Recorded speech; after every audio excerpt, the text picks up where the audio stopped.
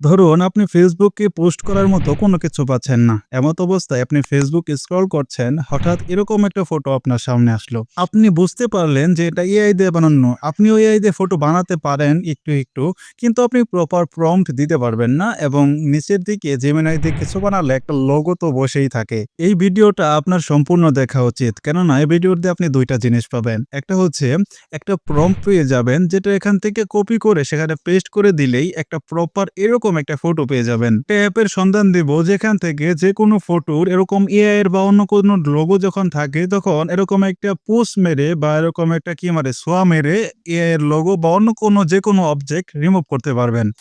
আসসালামু আলাইকুম। কি অবস্থা সবার? কেমন আছেন সবাই? আশা করি সকলে অনেক বেশি ভালো আছেন। আপনারা দেখছেন শয়তান টেক ইউটিউব চ্যানেল আর সাথে আছি আমি জামিল।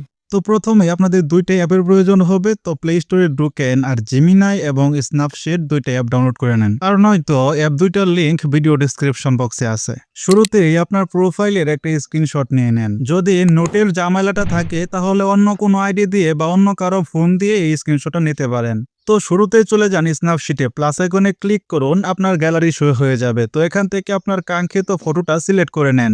ফটো সিলেক্ট হয়ে যাওয়ার পর টুলসে ক্লিক করুন, উপর দিকে ক্রপ, তারপর এখান থেকে ইনফরমেশন টুকু রেখে দেন, তারপরে নিচের দিকে দেখেন ক্লিক মার্ক আছে, তো এখানে ক্লিক করুন, তারপর এক্সপোর্ট এখান থেকে সেভ করে নেন।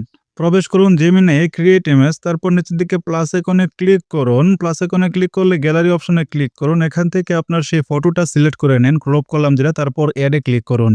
এখন প্রবেশ করুন আমার এই ভিডিওর ডেসক্রিপশন বক্সে। তো দেখুন প্রম্পট লেখার পর একটা বিরাট বড় প্রম্পট দেওয়া আছে। প্রম্পটটা এখান থেকে কপি করে নেন। জেমিনাই প্রবেশ করে কপি করা প্রম্পটটা পেস্ট করে সেন্ড করে দেন।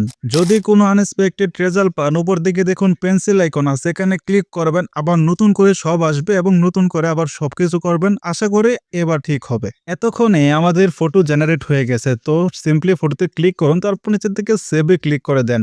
তো এখানে যদি আপনাদের যতক্ষণ পর্যন্ত ডাউনলোড কমপ্লিট নোটিফিকেশন না আসবে ততক্ষণ পর্যন্ত এখানে ওয়েট করবেন। এবার প্রবেশ করুন স্ন্যাপশীটে। স্ন্যাপশীটে প্রবেশ করার পর প্লাস আইকন থেকে গ্যালারি থেকে আবার আগের মতো করে ফটোটা সিলেক্ট করে নেন। এবার চলে যান টুলস অপশনে।